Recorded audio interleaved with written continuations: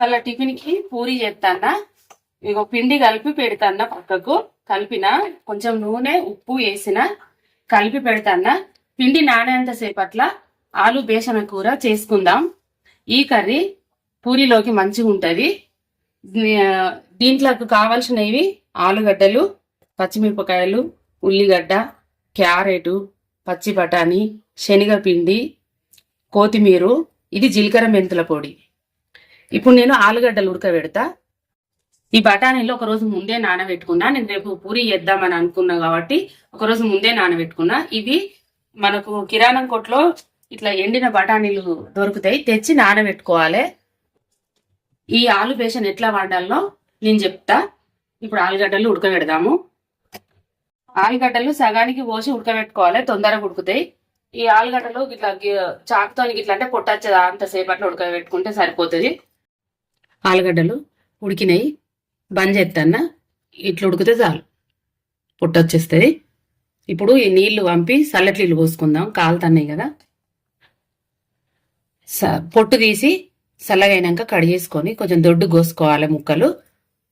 ఆలుగడ్డ ముక్కలు పొట్టు తీసి కడిగేసిన ఈ సైజులో కడిగేసుకోవాలి, బాగా మెత్తగా ఉడకబెట్టద్దు. ఇప్పుడు పోపేద్దాం మనం. నూనె పోస్తానా, ఒక 3 పావులు నూనె పోస్తానా. ఇవన్నీ ఫ్రై చేయాలి కదా, కొంచెం ఎక్కువనే పడుతుంది. నూనె కాలింది, ఆవాలు, జీలకర్ర, మినపప్పు వేసిన. ఇప్పుడు ఉల్లిగడ్డ, పచ్చిమిరపకాయలు వేద్దాం. ఉల్లిగడ్డ, పచ్చిమిరపకాయలు వేస్తున్నా. ఇప్పుడు ఎంబడే క్యారెట్ వేయాలి. అవి ఫ్రై అయినాక ఇవి ఫ్రై అయినాక వేస్తా అని అనుకోవద్దు, ఎంబడెంబడే వేయాలి. తర్వాత పచ్చి బఠానీ, నానబెట్టిన బఠానీ కలుపుతా. ఇప్పుడు ఇది సగం ఫ్రై అయినాక అల్లం ఎల్లిగడ్డ పేస్ట్ వేద్దాం. ఇప్పుడు ఇట్లనే కలుపుకుంటూ ఉండాలి కొంతసేపు, ఒక 5 నిమిషాలు కలపాలి. బాగా ఫుల్ మంట పెట్టద్దు, స్లోగానే ఇవి ఉడకాలి. మనకు బఠానీ, క్యారెట్ ముక్కలు మగ్గితే అల్లం పేస్ట్ వేసి కలిపి పసుపు వేసి ఆలుగడ్డ ముక్కలు వేయాలి. ఇగో ఈ రకంగా ఫ్రై అయినాక అల్లం పేస్ట్ వేస్తానా. ఇగో ఈ రకంగా అయినాయి, అన్ని కొంచెం కలిపోయినట్టు అయినాయి. ఇప్పుడు అల్లం పేస్ట్ వేసిన కదా, ఎంబటే పసుపు వేస్తానా.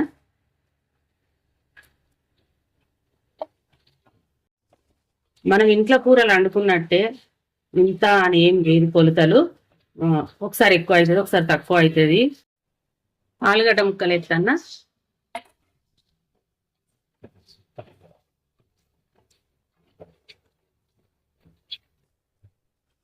కొంచెం సేపు కలుపుదాము, కొంచెం ఉప్పు ఎత్తా. ఆలుగడ్డ ముక్కలకు పడుతుంది, మళ్ళీ తర్వాత కొంచెం వేసుకుందాం. కొద్దిగా ఇస్తాను, గోలేటప్పుడు ముక్కకు పడుతుంది. ఆలుగడ్డలు ఉడికినాయి కాబట్టి బాగా సేపు ఫ్రై చేయకుండా ఏం కాదు.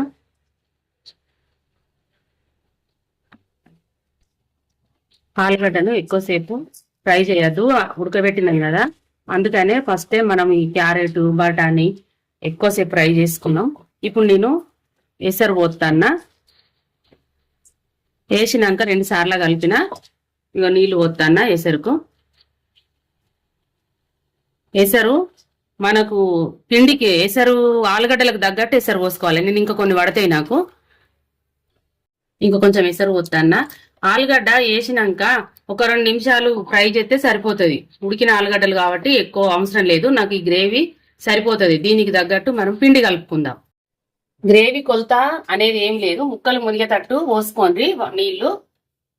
ఇప్పుడు మనం పోసిన గ్రేవీ మసులుతుంది. నేను మీకు కొత్తగా నేర్చుకునే పిల్లలు ఉంటారు, ఎట్లా అని అనుకుంటారు. ఇగో అది బఠానీ ఉడికింది, క్యారెట్ ఉడికింది, కాలుతుంది కాబట్టి ఇగో ఆలుగడ్డ కూడా ఉడికింది. ఇట్లా అయినాక మీరు ఇప్పుడు శనగపిండి కలుపుకోవాలి. ఈ ముక్క ఉడికేదాకా గ్రేవీ మసులితే సరిపోతుంది మనకు. మనం వేసిన క్యారెట్, బఠానీ మెత్తగా అయితే సరిపోతుంది. ఆలుగడ్డలు ముందే ఉడకబెట్టుకున్నాం కదా. ఇప్పుడు నేను శనగపిండి కలిపి అలా కలుపుతా. నేనైతే 4 స్పూన్లు తీసుకున్నా, సరిపోకపోతే ఇంకో స్పూన్ అయినా కలుపుకో ఉంటా, కానీ నేను సరిపడేటట్టు తీసుకున్నా. మీరైతే 3 తీసుకొని కలుపుకోండి, 4 తీసి కలుపుకోండి. బాగా లూజ్ అనిపిస్తే ఇంకొక స్పూన్ కలుపుకోండి పిండి. కానీ ఒకటేసారి బాగా కలిపి పోయితే గట్టిగా అవుతుంది పప్పులాగా. ఇప్పుడు నేను చూపిస్తా కలుపుడు. మీకు వివరంగా చెప్పిన, కొత్తగా చేసుకునే పిల్లలకు తెలియదు, అందుకనే నేను మంచిగా చెప్తాను. పిండి కూడా ఇట్లా కలుపుండ్రి, ఒకటేసారి నీళ్ళు గుమ్మరిచి కలపకుండ్రి, ముద్దలు ముద్దలు కాదు. ఇట్లా కలుపుతా అంటే మనకు ఉండలు కట్టది.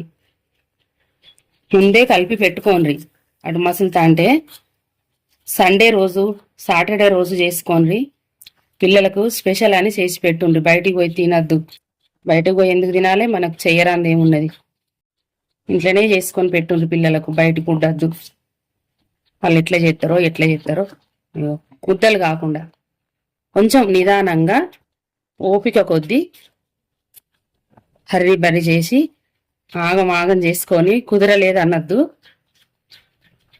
చూసిండ్రు కదా, ఒకటేసారి పిండి మీద నీళ్లు పోస్తే బాగా ఉండలైతుంది. ఇట్లా అయితే పిండి మనం చెంచాతోని ఇట్లా రుద్దినా కొద్దీ మంచిగా ఇప్పినట్టయి కలిసిపోతుంది. ఉండలుండడు విసుకుడు చాలా సేపు తక్కువ పడుతుంది. చెయ్యితోని విసుకుడు తప్పుతుంది. ఇగో ఇప్పుడు నీళ్లు పోతాను నేను, ఇంకో కొన్ని. ఇప్పుడు ఇది అలా పోతా, నేను ఎసర్లో పోతా.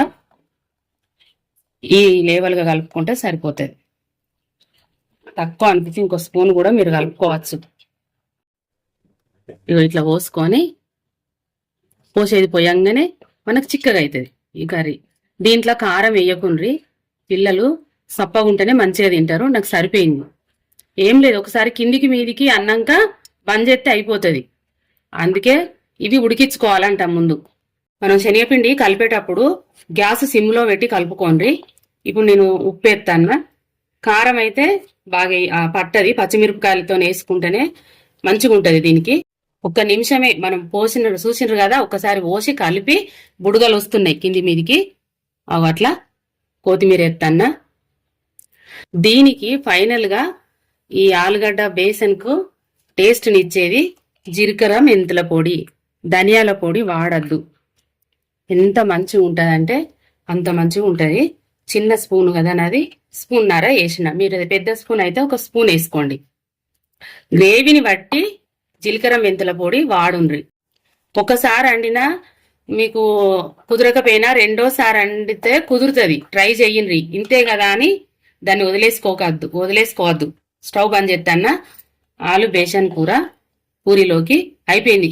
ఈ ఇట్లుండగానే బంద్ చేయాలి, చిక్కగా అవుతుంది. మీరు గుర్తుపెట్టుకోండి, ఇట్లా పలసగా ఉండగానే బంద్ చేయండి. ఈ కూర దించినాక మనం పూరీలు చేసి కాల్చే వరకు గట్టిగా అవుతుంది. పలసగా ఉన్నప్పుడు బంద్ చేయండి. ముద్దకి సైజులో చేసుకోవాలి. గుండ్రగా చేసుకొని ప్రెస్కు నూనె రాసుకోవాలి. 2 సార్లు ఒత్తాలి. ఇట్లా మళ్ళీ మందం అనిపిస్తే మళ్ళీ ఒక్కసారి గిట్లా తిప్పి గిట్లా అంటే సరిపోతుంది. ఇట్లా రావాలి. నూనె కాలింది, ఇట్లా వేసుకోవాలి. బాగా పలస ఒత్తద్దు, గట్టిగా వస్తాయి పూరీలు, మెత్తగా రావు. పూరి కాలింది, తీత్తన్న. ఆలు బేసన్ రెడీ అయింది. పూరితో తింటన్న. హోటల్ స్టైల్ లాగానే ఉన్నది, బాగుంది. మీరు కూడా ట్రై చేయండి. తప్పకుండా చేసుకొని తినుండ్రి, పిల్లలకు పెట్టుండ్రి. నా వీడియో నచ్చితే సబ్స్క్రైబ్ చేసుకోండి, లైక్ చేయండి.